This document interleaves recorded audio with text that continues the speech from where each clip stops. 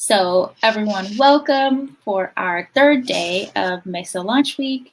This is the second session of the day, and it is about designing to save our planet. So let me just do some introductions, get our slides open for you all. Okay. So remember the guidelines for the session, just be respectful. You know, you guys know the drill, right? And Ebeth and I introduced ourselves yesterday, but if you don't know us, I'm Bianca. I'm the program coordinator for Oregon MESA. Ebeth? Yeah, I'm Ebeth, or Elizabeth Andanen, and I work at OMSI, the Oregon Museum of Science and Industry in Portland, Oregon, and I work in the education department. So one of the people who's out on the floor helping museum visitors when there are museum visitors and we're not in our current COVID situation. And today, our subject matter expert, that's what SME stands for, is Shannon Gray. She is an environmental scientist, and she has lived all over doing amazing things, but she's currently based in Hawaii. However, she did live in Portland for, I believe it was, what, 2, 3 years? Yeah, 2.5 years. 2.5 years. Okay. So Shannon, I'm going to turn it over to you. Okay, hi guys. As Bianca said, I'm an environmental scientist. I've worked for 16 years in the industry, and I've worked for federal, state, and local municipal agencies, as well as nonprofits. I've worked all over the United States. I think in something like 38 or 42 of the states I've done work. I've lived in like 6 of them. And I've worked in Canada, and currently I'm working with facilities located in Japan and South Korea. And as Bianca said, right now I live in Hawaii. I would show you outside, but right now where I live, it's very rainy, which is good. I was trying to get out of some of the heat and stuff, but I know you guys get a lot of the rain there, so you might get sick of it. Okay, what does an environmental scientist mean? What do I do? I get that question a lot when I have to put it on occupation or down as an occupation. And when I was growing up, like I thought scientist was very the standard, safety glasses and white jacket with the beakers and pipettes and test tubes and things. And I wasn't ever a huge fan of math. And so I didn't even consider it. It wasn't until I was graduating college that I was reading a bunch of ads for jobs, and I saw this one, and it was like, must want to work outside in the extreme heat with around stinging bugs and snakes and alligators and from helicopters. And I was just like immediately sold. I was like, oh my God, this is what I want to do. So I actually had no science and I got very lucky and got an internship with my local government agency, which at the time was Orange County Environmental Protection Division in Central Florida. And that kind of launched me into what I do today. And I identified a graduate school program early on because I knew I would need that science eventually, but I was able to work for 5 years in the field to get experience. So this is me on the left. I was doing scrub jay surveys out in Central Florida. I was like counting birds, and we went, and this will date me as well, but you take this little like radio with like bird sounds recorded on it, and you'd play them to see if they'd fly up and if they existed in that habitat. So it was really, really cool. And this happened to be a corridor area, so I could take my bike, and it was really fun. The middle picture is me actually on Big Island.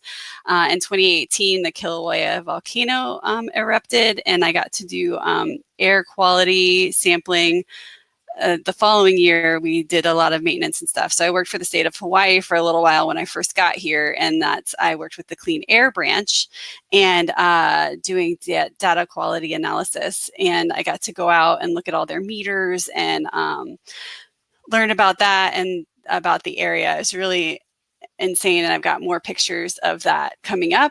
And this one on the right is me out in Portland. The job entails a lot of like lugging around big equipment and being out in the environment. And again, that's some of the time too, you're in the office doing reports and stuff. But that's, you know, I've got my gear in a bag because it's all very wet, and that was out in Portland. So that's just a little bit of the description. I'm hitting arrow. Okay, there we go. So the environmental field itself can be divided into many focus areas, which include air, which I just talked about. And if you see in the picture, this is again Kilauea, and that's SO2 because it's still kind of off-gassing from the volcano. So that's what the meters we're measuring. So also water, soil, hazmat waste, which is like hazardous materials, which is what chemicals are before they're utilized, and then the hazardous, that those make hazardous waste once they're used.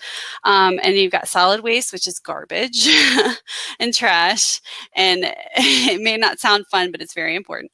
Natural resources, which is like the Scrub J surveys that I was talking about, is a good example of that.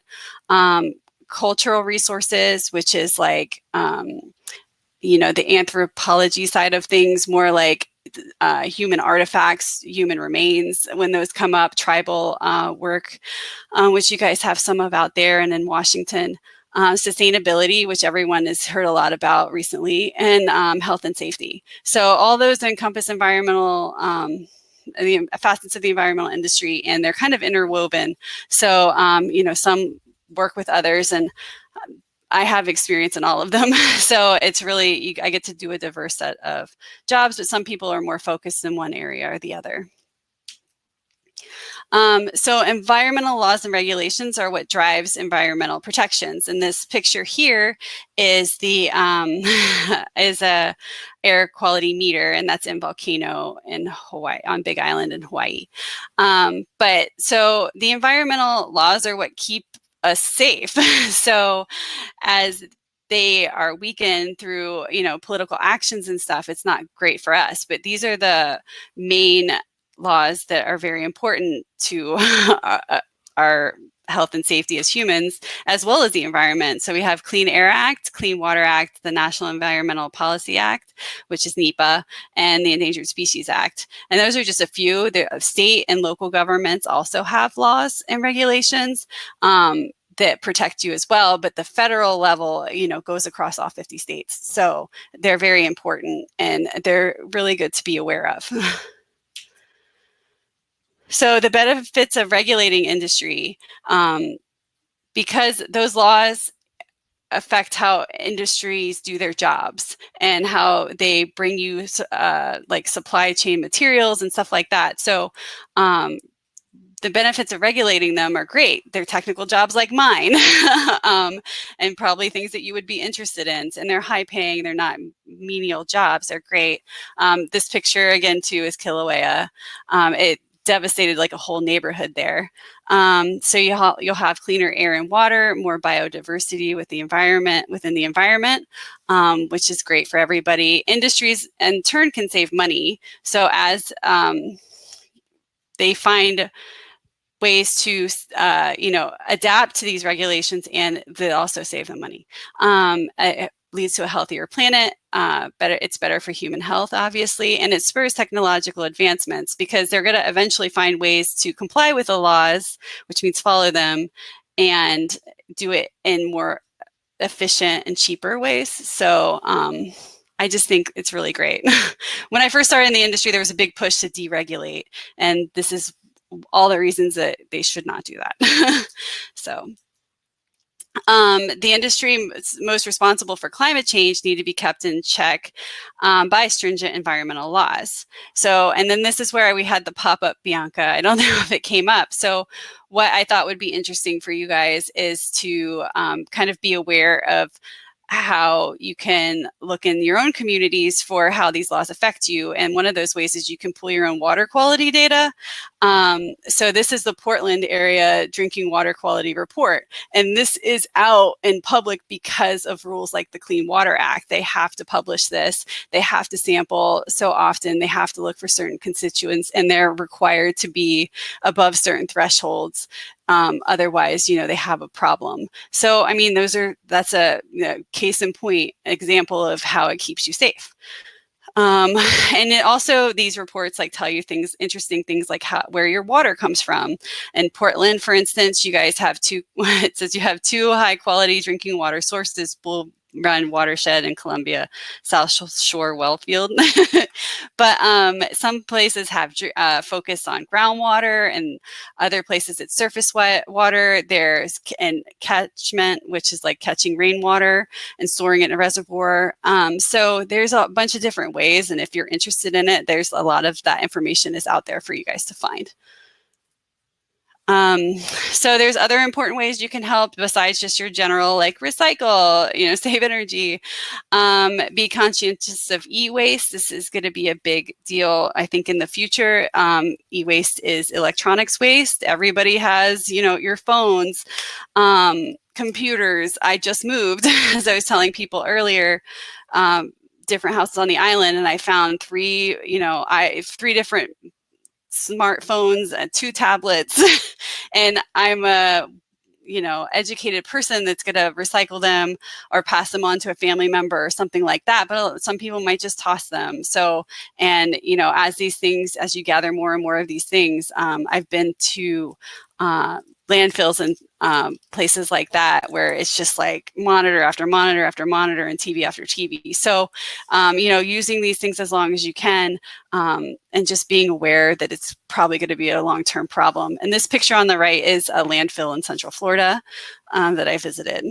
So other things you can do is support local sustainable businesses. And then also follow and be aware of local and national environmental news. On the local level, there's a lot of stuff I'm sure that's going around you guys that you wouldn't be aware of unless you kind of searched it out, and then thinking about it in terms of what that means for your local environment things. So you can participate in local environmental cleanups. Here in Hawaii, obviously you have beach cleanups. I'm sure there you have along shore river cleanups, stuff like that. And then you can learn about more about your own environment locally. Where does your trash go?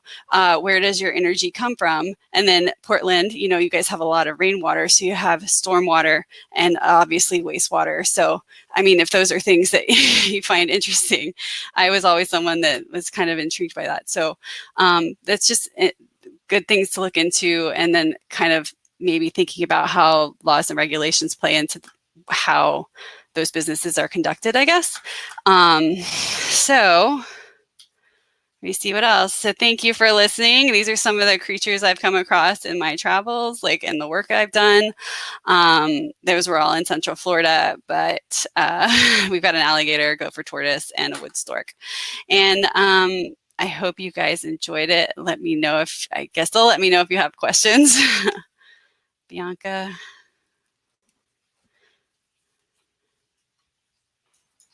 I can't Thank hear you, Shannon. Sorry, I was muted. Thank you, Shannon. So there were some really great questions in the Q&A, which we do want to get to, but we also have an activity for you guys to do that has to do with managing the energy in your city. So Ebeth, do you want to lead that?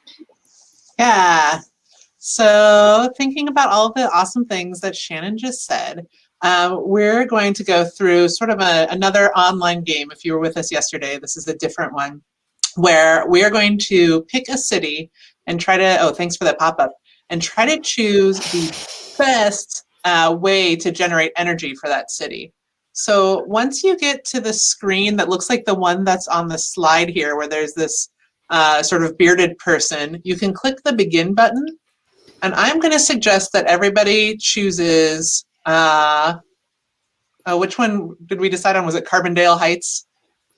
I forget, but do you want to share your screen so they can follow? I don't know. I can do that. Some of you, I don't know if some of you have like multiple screens, but Ebeth is going to show her screen, but you guys can just listen along if you need to use your screen to see on when you're in the game.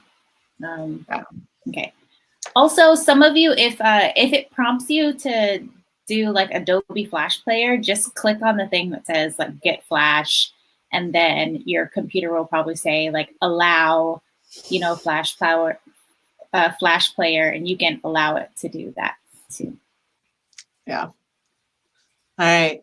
So I'm going to suggest that you also pick Carbondale Heights, just so we're all kind of doing the same one. We have an idea of what to do. So Carbondale Heights, it says that it's near a river, it's in a mountain valley, and it has a lot of natural resources nearby. However, it is currently based on coal. And so, as you may know, coal is not necessarily a sustainable option. There's a limited amount of coal in the earth, and getting coal requires a lot of mining, which damages the earth and causes long-term environmental impacts. And so we're going to help this city try to figure out other ways that it can get its energy. So if you're following along on your own screen, I would suggest the 10-year game playing normal, because I will say I found this pretty challenging. So expert level, I haven't tried yet, but I anticipate that expert level is probably pretty hard. So we'll go for normal level, also just because we have only about 15 minutes that we'll go through this game. So you'll see some pop-ups come through. I don't know. What do you think, Bianca? Should we do the tutorial or skip the tutorial? Skip, because he's a little wordy. Yeah. This guide is a little verbose. Yeah. So here we have Carbondale, and we have 10 years to try to get them on a great path towards a sustainable energy future. So you can see right now they have 3 coal plants situated around the city. Up here on top, there are 3 bars. Our goal is to never let any of those bars get down to 0. If they go down to 0, we lose. Our city collapses, not literally, but maybe economically. So the first bar is air quality. Is the air good? Coal puts out a lot of smoke, so you can see this number is already kind of low from the smoke from the coal and other byproducts of burning a carbon-based product. This one is the other environmental impacts besides air quality, so things like water quality, other things. And then this third bar on top is how much money we have. So hopefully we're making money. However, to get to a sustainable energy production future, we might need to spend some money along the way. So the year ends when this bar on the side gets full. So at the end of the year, we want this bar to be full. And then over here on the other side, these are some concerned citizens. So at some point, we might see some little bubbles pop up with them saying, oh, this is something I care about, you should do this thing. And you can decide on your own whether or not to do that thing. And then you also have an option to see over the course of the 10 years, how are you doing on energy production, on air quality, on environmental quality, and your budget. So right now I haven't started yet. Maybe you've started. So if you have started, you can check out those graphs and see how you're progressing. Hopefully things are getting better and not worse. So this is year 1. I am going, oh, and I forgot, down here at the bottom, there are some strategies. These are things you can do to kind of think about what kind of future resources you want to use. And there are tabs here that will help you skip ahead to different categories of resources. So right now we're on non-renewable resources, which I love. It has a little dino symbol because coal is dinos, well, plants and other ancient critters smushed up and pressed together. And so we can see we have 3 coal power plants that are active, they're green. I can skip down to inexhaustible. So these are things that will never go away. There will always be wind, there'll always be water moving. Well, presumably there'll always be water moving. And there'll always be the sun. For at least the next billion years, we'll always have the sun. So these are some things I can look at that I might consider investing in. One tricky thing is you'll notice the wind farm has kind of 2 lumps. That means that it's a multi-year project. So if I choose to invest in that, it's going to take a couple of years. I can't just immediately buy a wind farm. It's not like in Monopoly where you like buy a house or buy a hotel and it's there. Like it takes a couple of cycles for this wind farm to go into operation and for you to be able to reap the benefits. There is some conservation, so things where we can look at like, how is the city running? Are there ways that I can make the city a little bit more efficient? And then renewable energy are things that we can get more of. So fuel cell technology is, I believe that's nuclear power. So that's using radioactive materials to get energy from them. And then biofuel power plant means burning carbon-based things, so burning stuff to get energy from it. So you can choose if there are any of these resources you want to invest in. I'm going to invest in a wind farm. I'm going to buy that. And feel free, if you're doing your own, you can just drown me out in the background.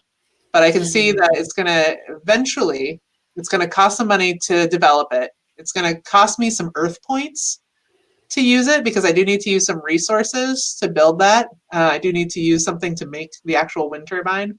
But then over time, I will start to get more energy, although it will also cost a little bit of energy to maintain it. So I'm going to go ahead and buy a wind farm.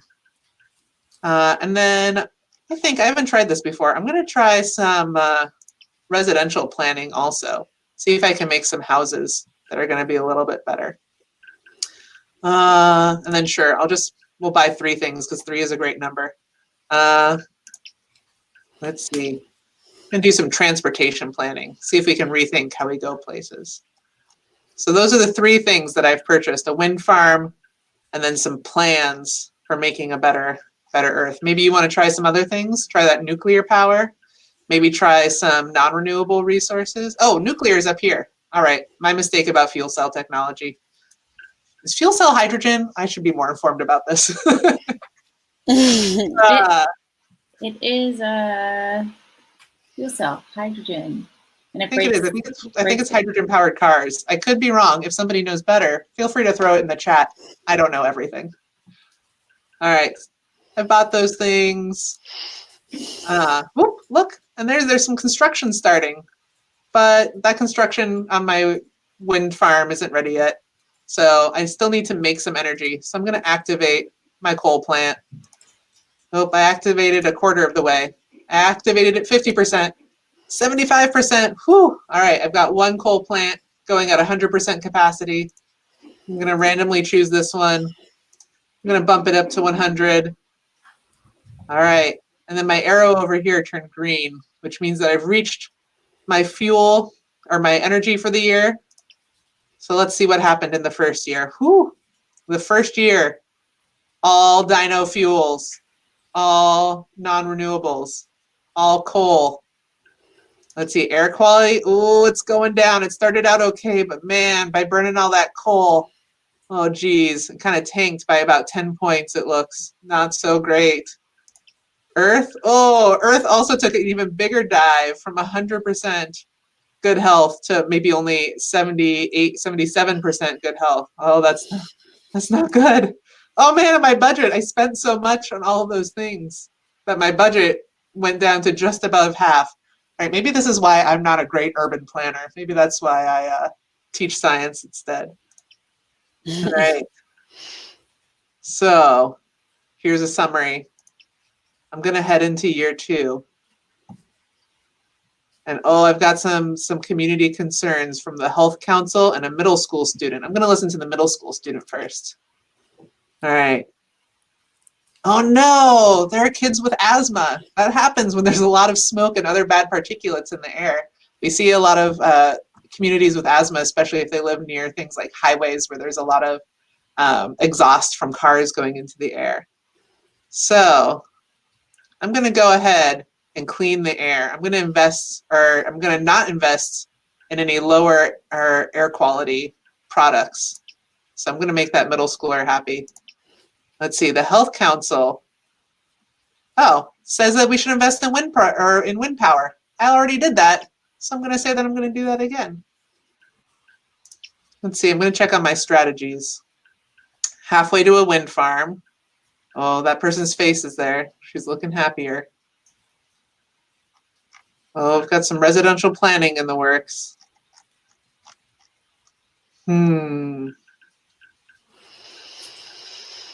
going to call that good. Unfortunately, I still need to power up my coal plants to make some energy.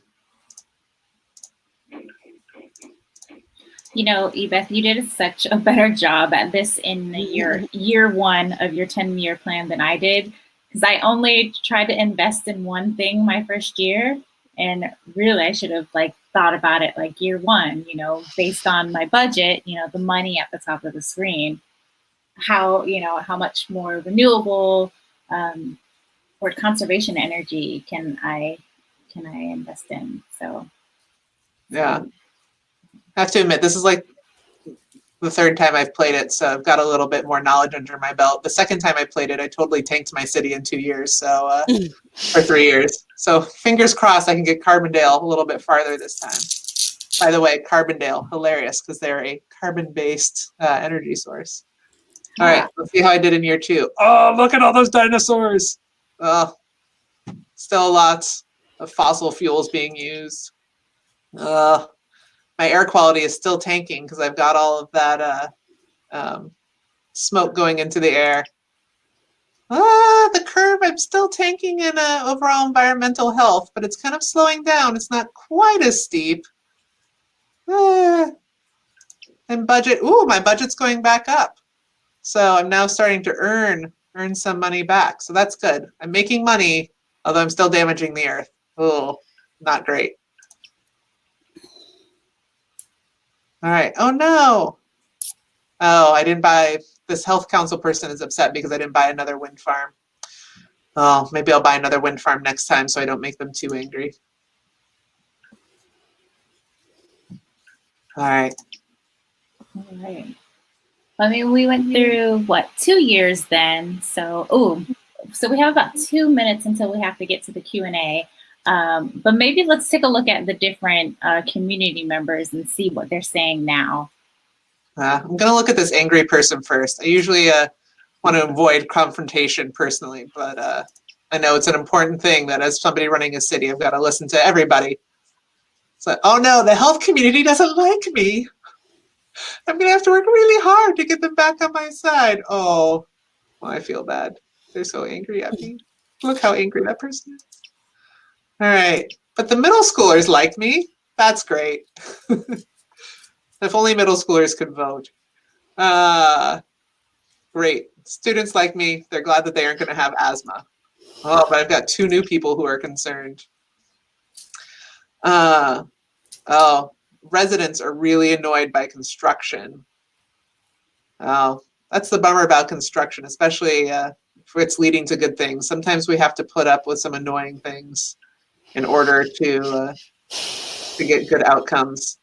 I'm going to say no can do because I'm thinking about buying another renewable resource. So sorry, residents. Annoying construction is something you can put up with. And this person says I should invest in a research strategy. Well, since we have Shannon here who does some research, oh no. maybe I'm going to say I'm going to do it. I'm going to go invest in a research strategy for my strategies down here. Let's see. Got some planning. So since we're running out of time, let's try to move to the Q&A. But now you guys know how this game works, and I did see in the chat that a few of you, your school computers are blocking the flash. So I think what we'll try to do is find like another game that is a lot more doesn't get blocked by the school computers, but this what Ebeth showed you is a great example of like how there has to be a balance and you have to plan over the course of 10 years in order to make those improvements, because like we said, we can't just buy a wind farm and then the wind farm is ready to go the next day. It takes years of planning. And there's also a lot of community stakeholders that are involved. Residents, students, health community we saw were some particular ones in this game. So there's a lot of voices to weigh, a lot of considerations to make. Yeah. Okay, so hopping into the Q&A, and we're going to try to get through this pretty quickly. You've got some great questions in here, Shannon. I don't know if you've gone through the Q&A yet. I did. But, so the first question at the top of the list is, how do politics affect your job? And I know you and I have talked about this a lot. And we'll leave certain names out of things. But yeah, how do they affect your job? It's definitely become more divisive over the last few years, and it gets frustrating because I'll be working on projects that are, very forward thinking and stuff like that, and they can get changed because of regulations or, industry. Certain corporate clients that I've worked with won't do as much as they were because they're not required to anymore. So that's why I was saying regulation is very imperative. But yeah, it does. I just like, before the 2016 election, I had a bunch of different applications out all over and it just stops, So and it's something I didn't really ever anticipate because when I went into it, I didn't think that the environment, helping the environment would be a problem or be divisive. So it's very surprising, or it was to me anyway. Maybe I was naive, but so it does every day. But there's a lot of people that still work really hard, even though the people at the top may not want to, just in different parts. And so you kind of gravitate towards those people or those programs.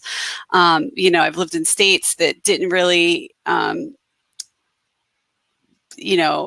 do really great work as far as like protecting the environment. And so you try to make a change there and kind of just take that with you as knowledge for and examples of things not to do or places that could be better. So, but it does on a daily level. Yeah. Yeah, cool. Thanks for that question, Kyle. That's a really good one. Next question is, how many years of college is it required to become an environmental scientist?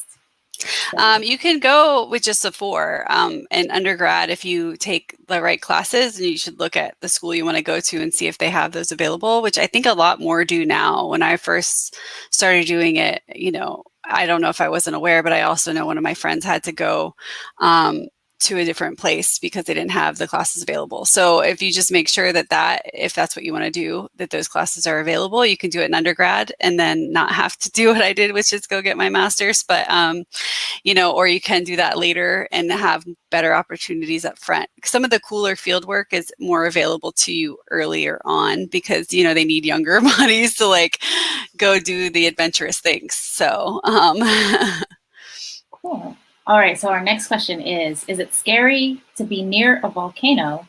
And are there any conditions or bugs, amphibians, animals you try to avoid?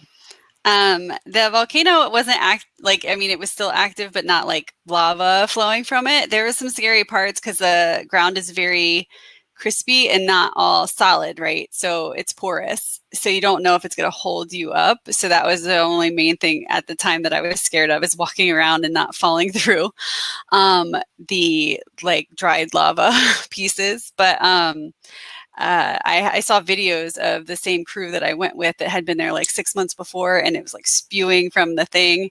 And I think that would be scary, but it wasn't as scary when I was there. It was more just safety measures. You have to take precautions. Bugs and animals, anything poisonous. I don't love spiders or creepy crawly bugs in general, or snakes, but I still have a fascination with them, but and ticks are the worst. I think that's yeah. So yeah. So even though you were there a few weeks after the lava had kind of like stopped flowing and cooled, was there still steam rising? Like, was it still hot? Yeah, it was like SO2. So spots we didn't really go through there. Like, I think we drove through with the windows up, that couple locations that were, but no, and it was crazy the amount of like, what do they call it? Like Pele's hair and stuff that was on the, there was drops of lava on the, like roofs and everything. So it was very like, there hadn't been a lot of cleanup after or since. So we were just going to get some of the equipment because all of the chaos had kind of just settled down. So. Shannon, you mentioned SO2. For folks who don't know, can you describe what that is and why you need to take caution around it? Yeah, it's sulfur dioxide, and it's just a chemical emitted from there.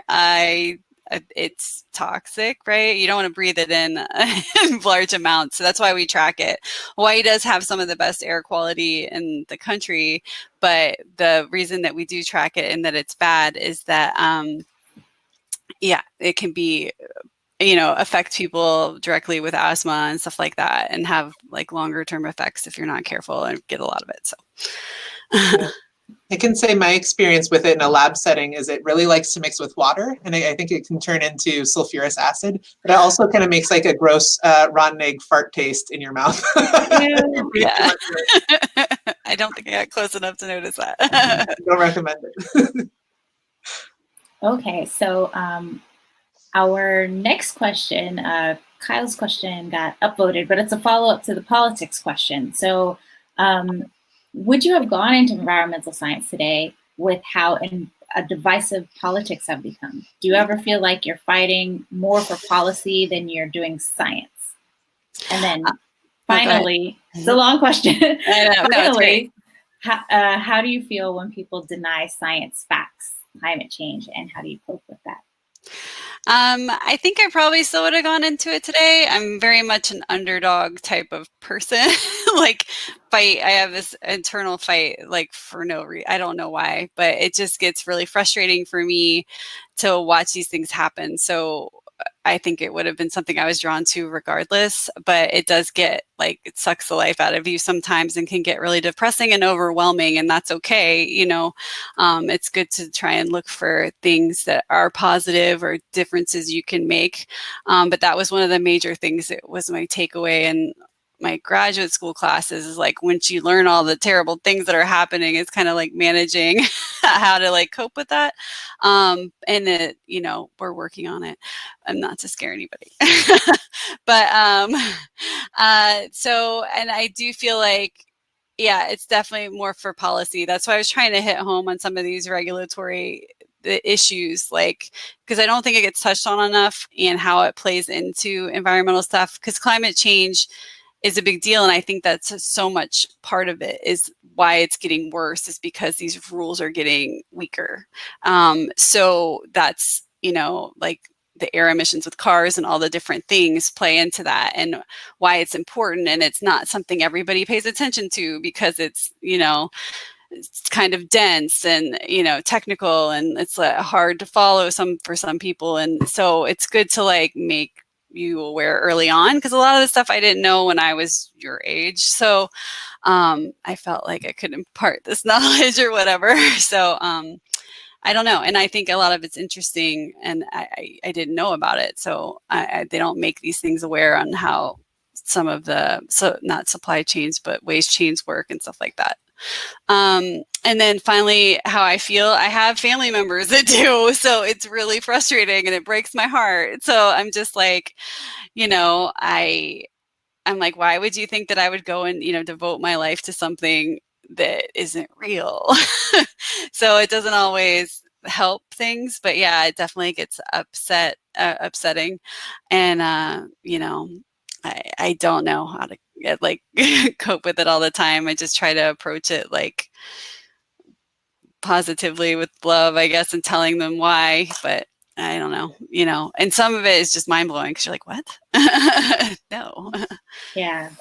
I think that's important to know, though, because like, yeah, it is a hard battle, but I think, and we kind of saw from the game that Ebeth showed us, that it takes a long time for change to happen, but that doesn't mean that you should, you should give up, right? Even the smallest changes make a big impact, like, going forward. So like, Shannon does amazing, really fun, awesome work working with like other awesome scientists who are like, leading the charge. So Mary Jane has a great question. How do you correctly dispose of e-waste? In my area, people have thrown away entire TVs and consoles. Yeah, so you'd have to go through your like solid waste, or I would Google like Portland electronics waste, and kind of follow the way to do it, because they have better, like the accurate ways that they want to dispose of it. They probably sell it or for scrap and stuff like that. There's different programs. So I would definitely kind of look into it before you just toss something in the garbage. So, but that's the main, like, I guess what I can say from here. It's different everywhere. But. Yeah. And I also know that Best Buy does Yes. take like, you know, old computers, broken phones, old like charging cables and stuff like that, and it's like right at the entrance of the store. So some electronics places take It's a good point. take the e-waste too. Good job. I tried. I tried. No, sometimes. that's better. I totally forgot. I'm like, oh. But I think that you should definitely look up in your county, like where your recycling goes, where your waste goes. Like there's some places where you put stuff in the recycling and then they just put it with the trash. So look up in your county what's actually going on. Yep. Ryan asks, what do you like most about your job?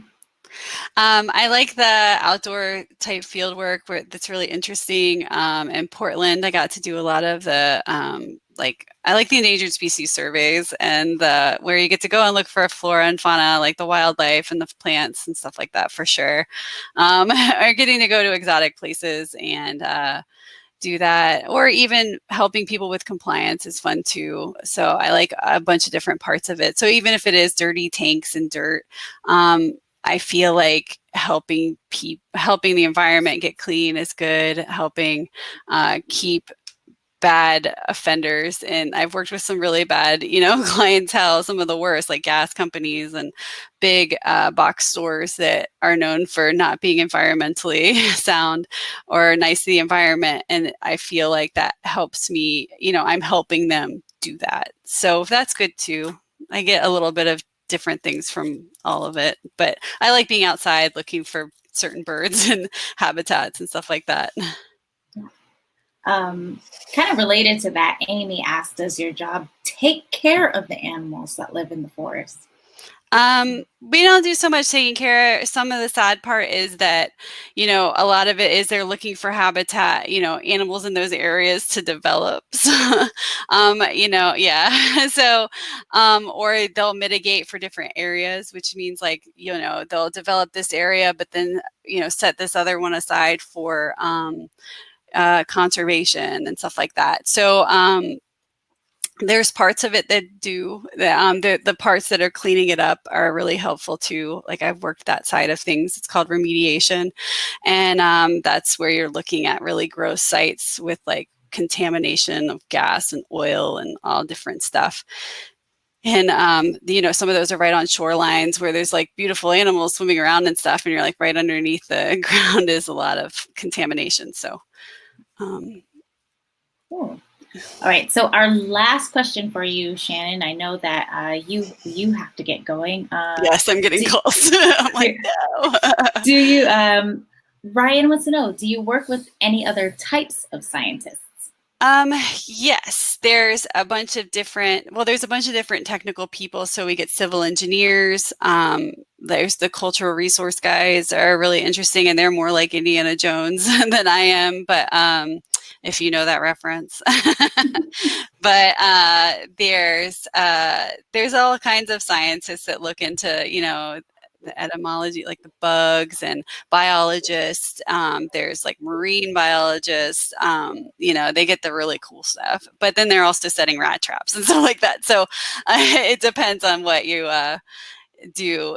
Even though the jobs that I'm like, oh, that looks so fun. They're going out on boats and looking at coral and stuff like that. There's also and they're counting tree snakes and, there's other bad sides of those too, but there's definitely a lot of different types of scientists that do the environmental type work that can be really interesting and exciting. Okay, cool. Well, thank you, Shannon, for joining us. We really appreciate you being here, and hopefully our students have learned a lot about, climate change, but also how they can, take some steps to make things better in their communities. So Shannon is going to log off, guys. So everyone say bye. Bye. Thank you. Bye. Thank you, Shannon. And Ebeth and I have a couple announcements. So as always, we're going to ask you guys to go ahead and fill out the feedback form, okay, which I'm sending in a pop-up now. You can also find the pop-up offers in the handouts tab and then click on the second tab that says offers.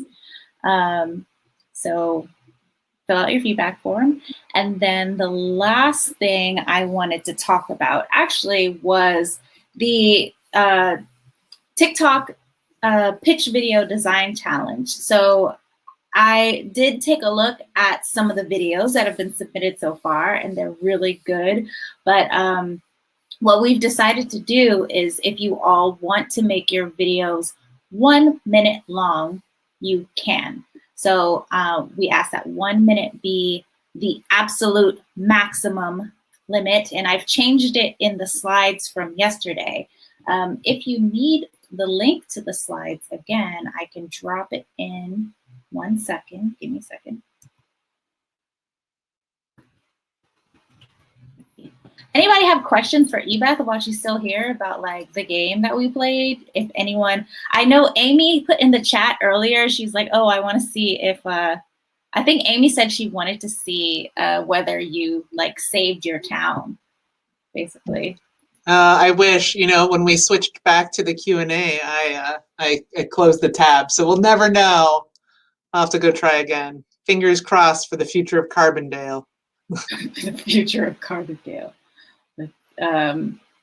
Yeah, all of the town names on that game are quite interesting. I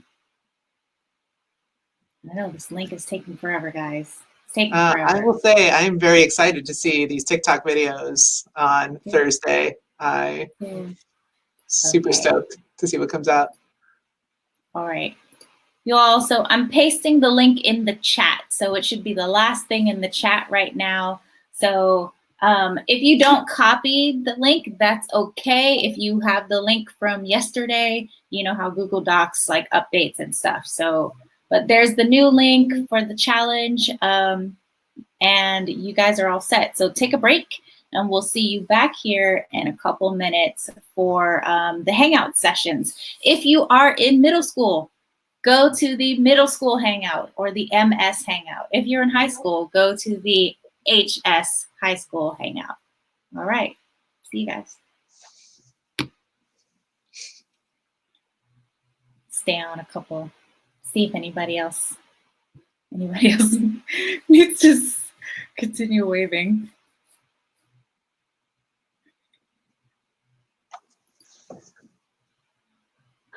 All right. Practice my queen wave. Ooh, that is nice. The queen. Kind of just looks like a disembodied hand right now. All right. Okay, everyone, we're ending this one, so hop over to the appropriate one, okay? See ya.